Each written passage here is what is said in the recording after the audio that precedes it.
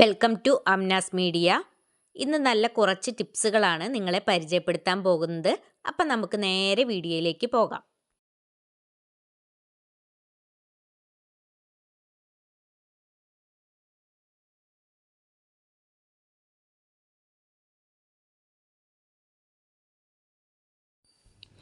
Hello friends, welcome to my channel. ഇന്ന് കുറച്ച് നല്ല ടിപ്സുകളാണ് നിങ്ങളെ പരിചയപ്പെടുത്താൻ പോകുന്നത്. ദോശമാവും ഇഡ്ഡലിമാവും ഒക്കെ പൊങ്ങി വരുന്നില്ല എന്ന് പരാതി പറയുന്നവർക്കുള്ള ടിപ്പാണ് ആദ്യത്തേത്. അരി അരച്ചെടുത്ത് ഒരു പാത്രത്തിലേക്ക് മാറ്റിയെടുത്തതിന് ശേഷം കൈ വെച്ചുകൊണ്ട് തന്നെ നല്ല രീതിയിൽ ഒന്ന് യോജിപ്പിച്ചെടുക്കണം. മാവ് യോജിപ്പിച്ചെടുക്കുന്ന സമയത്ത് കയ്യിൽ ഉപയോഗിക്കുകയാണെങ്കിൽ മാവ് പൊങ്ങി വരാൻ വളരെ ബുദ്ധിമുട്ടായിരിക്കും.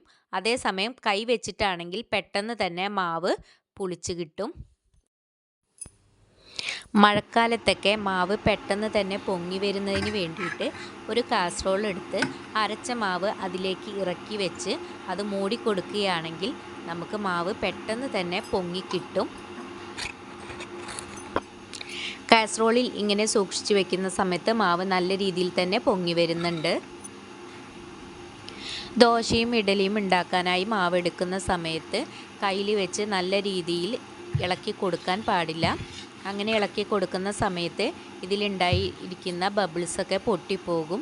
ബബിൾസൊക്കെ പൊട്ടിപ്പോകുന്ന സമയത്ത് ഇഡലിയുടെയും ദോശയുടെയും ഒക്കെ സോഫ്റ്റ്നെസ് നഷ്ടപ്പെടും. പുതിയ കൂട്ടുകാരാരെങ്കിലും ഉണ്ടെങ്കിൽ സബ്സ്ക്രൈബ് ചെയ്ത് സപ്പോർട്ട് ചെയ്യാൻ മറക്കല്ലേ. വീഡിയോ കണ്ടുകൊണ്ടിരിക്കുന്ന സമയത്ത് നിങ്ങൾക്ക് ഇഷ്ടപ്പെടുകയാണെങ്കിൽ ലൈക്ക് അടിക്കുകയും നിങ്ങളുടെ കുടുംബങ്ങളിലേക്കും സുഹൃത്തുക്കളിലേക്കും ഒന്ന് ഷെയർ ചെയ്ത് കൊടുക്കുക കൂടി ചെയ്യണേ. നല്ല ടിപ്സുകളൊക്കെ നമ്മുടെ ചാനലിൽ ഉൾപ്പെടുത്തിയിട്ടുണ്ട്. അത് കാണാത്തവരൊക്കെ ഒന്ന് കയറി കണ്ട് സപ്പോർട്ട് ചെയ്യണേ.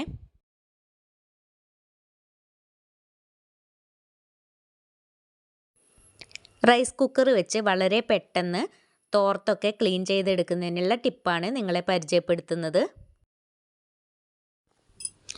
നമ്മുടെ വീട്ടിൽ നമ്മളും മക്കളൊക്കെ സ്ഥിരമായി ഉപയോഗിക്കുന്ന ഒരു സാധനമാണ് തോർത്ത്. അത് വെള്ള തോർത്താണെങ്കിൽ മുഷിഞ്ഞത് പെട്ടെന്ന് തന്നെ നമുക്ക് കാണാൻ കഴിയും. കളർ തോർത്തൊക്കെ ആണെങ്കിൽ മുഷിഞ്ഞത് കാണാൻ വളരെ ബുദ്ധിമുട്ടായിരിക്കും. തോർത്തിൽ പറ്റിപ്പിടിച്ചിരിക്കുന്ന എണ്ണമെഴുക്കും ചളികളും കറകളൊക്കെ പെട്ടെന്ന് നീക്കം ചെയ്യാനുള്ള ഒരു മെത്തേഡാണ് ഇനി പരിചയപ്പെടുത്താൻ പോകുന്നത്. തോർത്ത് വൃത്തിയാക്കി എടുക്കുന്നതിനായിട്ട് ഞാനിവിടെ ഒരു പാത്രത്തിൽ വെള്ളം ചൂടായി കിട്ടാനായിട്ട് വെച്ചിട്ടുണ്ട്. വെള്ളം ചൂടായി വരുന്ന സമയത്ത് ഇതിലേക്ക് തോർത്ത് ഇട്ട് കൊടുക്കുന്നുണ്ട്. പിന്നെ ഞാൻ ഇതിലേക്ക് ഇട്ട് കൊടുക്കുന്നത് കഷ്ണങ്ങളാക്കി കൊടുത്ത സോപ്പാണ്. ഉജാലയുടെ സോപ്പാണ് ഞാനിവിടെ ഉപയോഗിച്ചിട്ടുള്ളത്. ഇനി വെള്ളം ഒന്ന് തിളച്ച് വരുന്നതിനായിട്ട് ഒന്ന് വെയിറ്റ് ചെയ്യാം. സോപ്പ് ഒന്ന് മെൽറ്റായി വെള്ളം ഒന്ന് ചൂടായി വരുന്ന സമയത്ത് തന്നെ തോർത്തിലേക്ക് അഴുക്ക് ഇളകി വരുന്നുണ്ട്. നല്ല രീതിയിൽ ചൂടായി കിട്ടിയതിന് ശേഷം ഞാൻ തീ ഓഫ് ചെയ്ത് കൊടുക്കുന്നുണ്ട്. ഇനി ഇത് നേരെ റൈസ് കുക്കറിലേക്ക് ഇറക്കി വെച്ച് അടച്ചു വെച്ച് കൊടുക്കുന്നുണ്ട്. ഇങ്ങനെ ചെയ്തെടുക്കുകയാണെങ്കിൽ അലക്ക് കല്ലിൻ്റെയോ വാഷിംഗ് മെഷീൻ്റെയോ സഹായം കൂടാതെ തന്നെ നമുക്ക് തോർത്തിലെ അഴുക്കുകളൊക്കെ പെട്ടെന്ന് തന്നെ നീക്കം ചെയ്തെടുക്കാൻ പറ്റും. ഇനി 1-2 മണിക്കൂറിന് ശേഷം തുറന്നു നോക്കാം.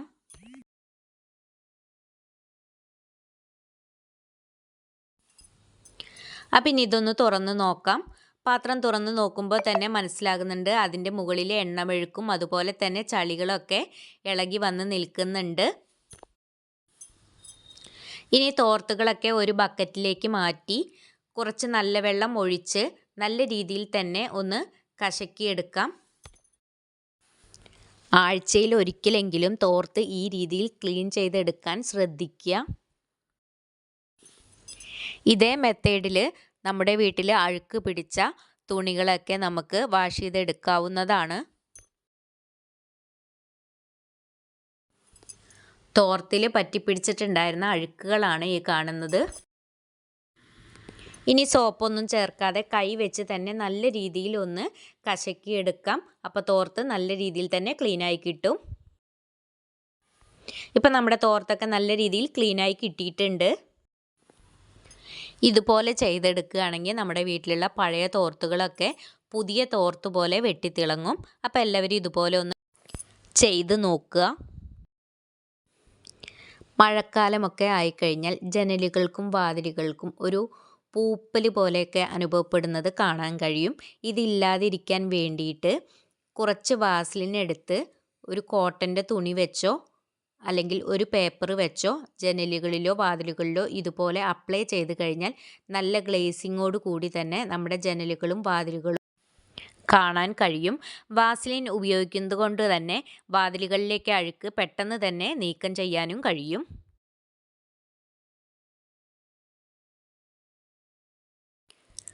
ഇന്നത്തെ ടിപ്സുകളെല്ലാം എല്ലാവർക്കും ഉപകാരമായി എന്ന് തോന്നുന്നു. ഇത്രയും നേരം വീഡിയോ കണ്ട് സപ്പോർട്ട് ചെയ്ത എല്ലാവർക്കും ഒരുപാട് നന്ദി.